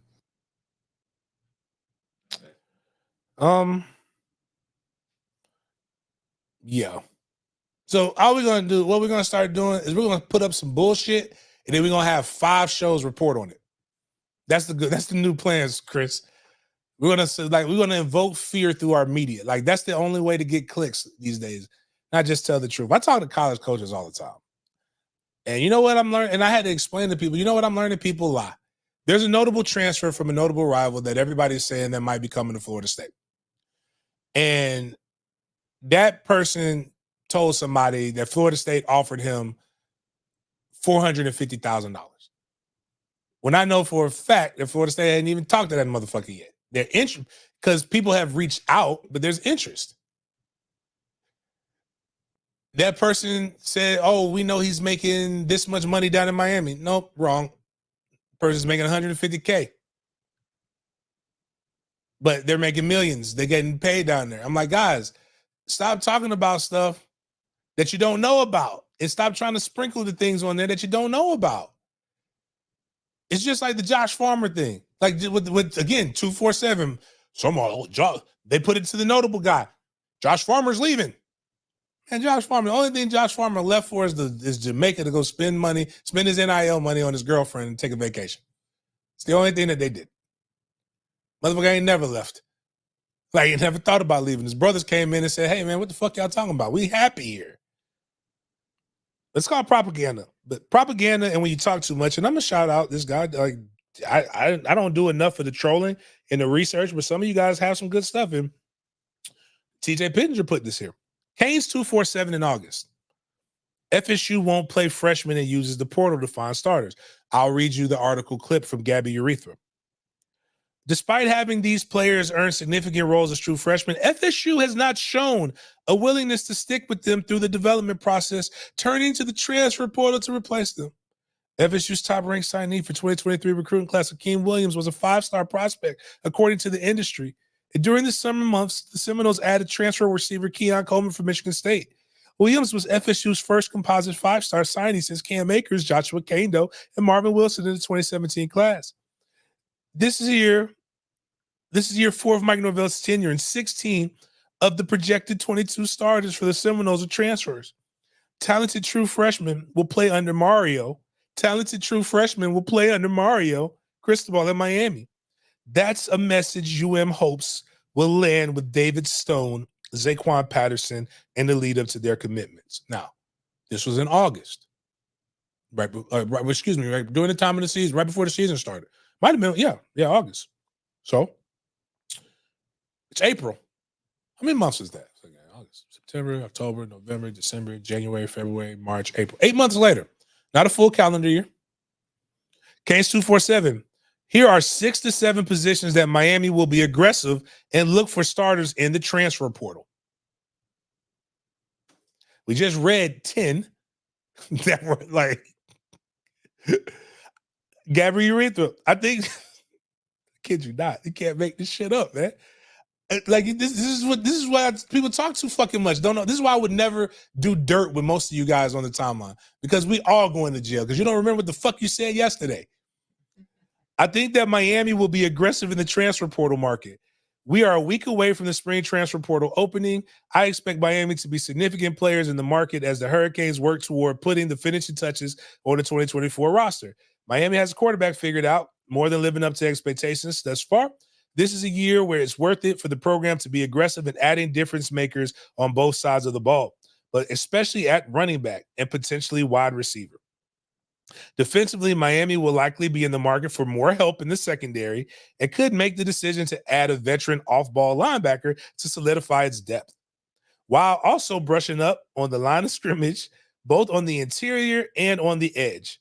Miami hosted USC transfer defensive end Romello Height over the weekend, and the program has long been in conversations with the fifth-year defender. While there is some optimism about the personnel in place, I think Miami will be aggressive in working to make some key upgrades.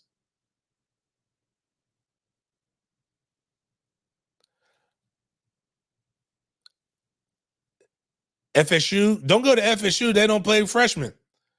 Come to Miami. We give freshman opportunities. We don't have enough opportunities, so we already brought in a lot of people, but we need to bring in more people. We fuck the freshmen, fuck recruiting. But to their defense, I believe Gabriel Aretha is a 247 guy, and 247 had to put this out in the transfer report again. I had them 247 cats heated at me in my mentions when I talked about Josh Farmer, right? And I told them, because again, it's common sense. It makes sense. So might as well go back, put up the 247 article. So 247 drops an article about who's going to be active in the portal window. They have Alabama, Miami, Arizona, Duke, Michigan State, Indiana, Washington, Texas A&M, USC, Michigan. I don't follow all of those schools, but I guarantee you if I probably went there, I'm probably going to see an article about Alabama Crimson Tide from 247 talking about how they're going to attack the transfer portal. Same thing with all the other ones. Now, I don't know how hypocritical they've been in the past over these things, but this is how you generate clicks. ESPN has fostered this model. This is what CNN, Fox, everybody does to you guys, and you don't even recognize how you speak because you don't know what you're influenced by. It's why I say the statement, I can tell who you listen to by the way that you talk. They drop this, and then numerous articles are made in their same network that they know you're connected with that basically support this bullshit. So if that's what you believe, then that means you can't spew this other shit. And that's why I say a lot of people talk out of both sides of their fucking mouths, including the 247 article guy. You see what he wrote in August? That wasn't made up or manufactured. I read you the fucking clip from the article. And you see what he wrote in April. That's what you choose to listen to. And then you see what their quote unquote national person that they postured up gives you, this boogeyman, straw man thing, so that you can be angry, so that you can be either angry, optimistic, or you don't even know what the fuck to feel about this stuff. When the reality of the situation is, most of y'all don't know. I said the same thing last year. Remember the USC wide receiver that, damn, nobody even talks about it anymore. I just realized that. That's crazy. That motherfucker was a top guy at Pittsburgh, left to go to USC. The guy wrote a whole fucking article. This was on 3 about how he's mad, but doesn't have any proof that he's mad. He's going by what he heard and that he was mad about his NIL deal. If you want to know, again, don't listen to James. James doesn't know what he's talking about. I always tell you guys, you can tell what money looks like. Cam Newton is on Club Shay Shay. As much as I pick on Shannon, like he does a good job. And I think Cam Newton is one of the most intriguing people in media right now. He does such a great job of speaking his mind, how he feels, and getting you to understand. He talked about the Mississippi State situation, and I didn't realize it makes me hate Dan Mullen even more. Dan Mullen and his wife are snitches. They the ones who accused him. They said they had two sources, and it was Dan Mullen and his wife were the ones who said that he got money. All because he went to Auburn and didn't go to Mississippi State. Now, what he said in that interview was that he talked about how his coach, Gene Chizik, said, they say you got 180,000. And they laughed. He said, Mom, you got 180,000? Daddy, you got 180,000? And he said, where I'm from, you can see $180,000. A guy who was accused of taking money that is a multimillionaire that you can see now made a statement that you can see. So I want you to, so when they write these millions of dollars, they're like right now, they're talking about people in the fan base. They got you so manipulated that you're talking about Greedy Vance from Florida State that just hit the transfer portal. Well, he's trying to get more money. We are fucking over the scholarship limit. Like, there is nobody can posture for more money. We got to get rid of people. But your first thought process was, I got to get out of here. He's leaving. He doesn't have any loyalty. It's got to be money. These kids making millions of dollars. Bro, when have you seen 18-year-olds? As a friend who had 18 had friends who had millions of dollars, trust and fucking believe you saw it all over Tallahassee, Florida. When T-Pain and when it was T-Pain and them, it was boxes. It was all the money was out there. Trust me, it was there. It was flowing. Nobody cares about the truth when the lie is more entertaining.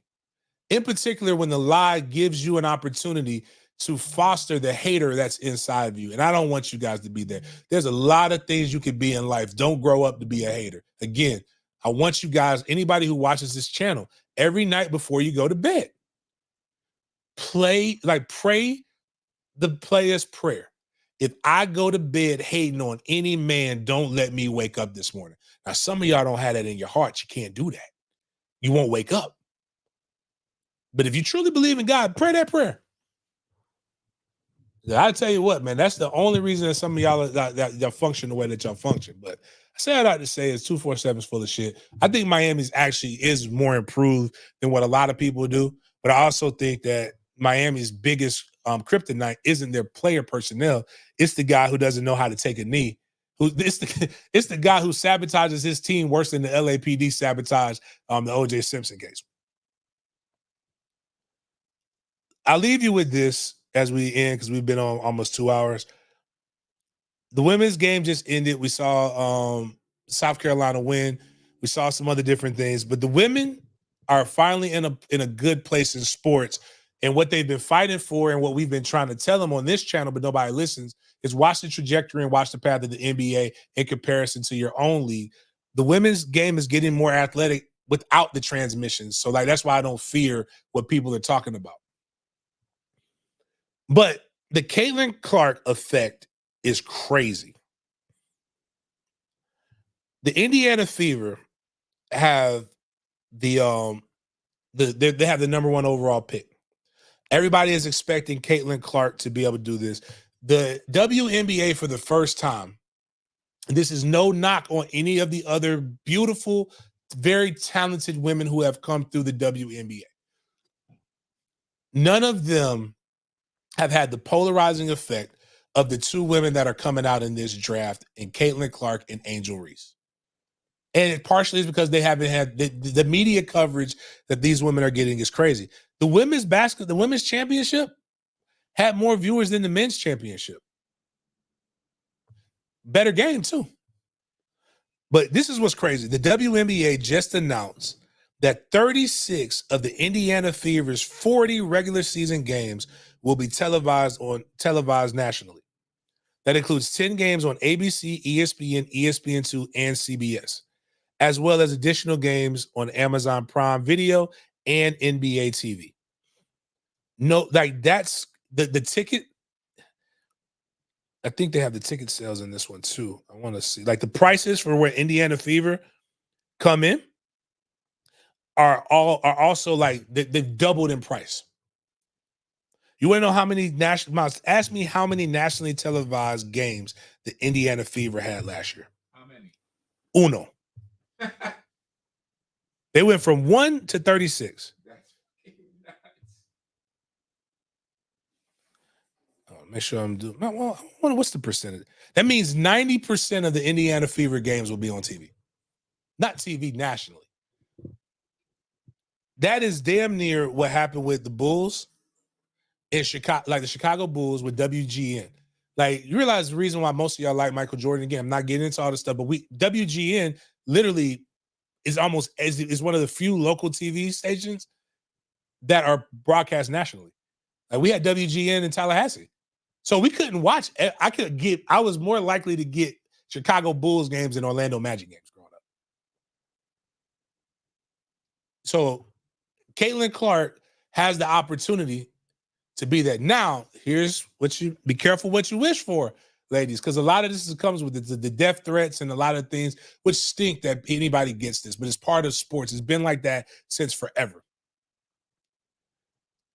Can Caitlin Clark and the other ladies manage the new expectations and the new eyes that will be on them? Because if they're able to do, because even Jordan didn't have this much pressure put on him like that, because Jordan wasn't the number 1 overall pick. There's only one person, and this is why why people consider him a GOAT.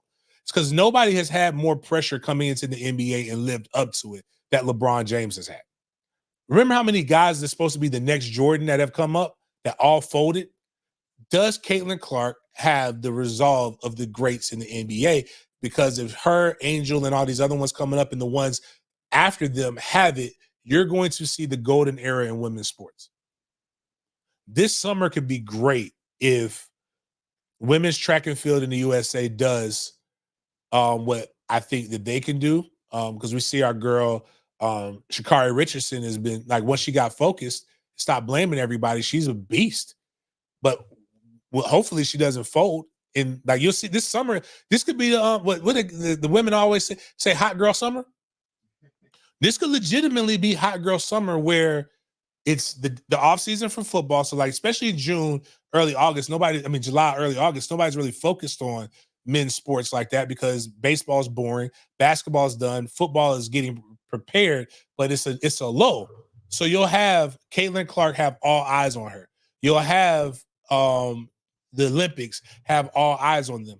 And if the women can get through this, you're going to see a new golden age in sports, and it's going to be fun to watch. So, ladies, cheers to you, and I'm glad you guys have that opportunity, and I hope that y'all kick ass and you do it for the next generation. And the old broads, stop hating. I get it. You didn't have these opportunities, but you know what? Men in sports have to deal with that all the time too. A lot of us didn't have the opportunity. It's just like the old people who hate on the NIL shit. I would have loved to have NIL when I was coming up, but I didn't. And I'm not going to hate on the young guys for having it because I didn't get it. But outside of that, man, I appreciate you guys for chopping up. Man, I hope y'all have a great Friday. Tell a friend to tell a friend that we'll probably have some more dope boys. I'll have some jazz. Oh my God. Chris sent me. Oh, Jesus. That's funny. I just looked at my phone. That's crazy. We'll have more content coming out. Next week should be really, really crazy when it comes to all the different things that are going on. I appreciate you guys for chopping it up with me, and we will see you guys next time.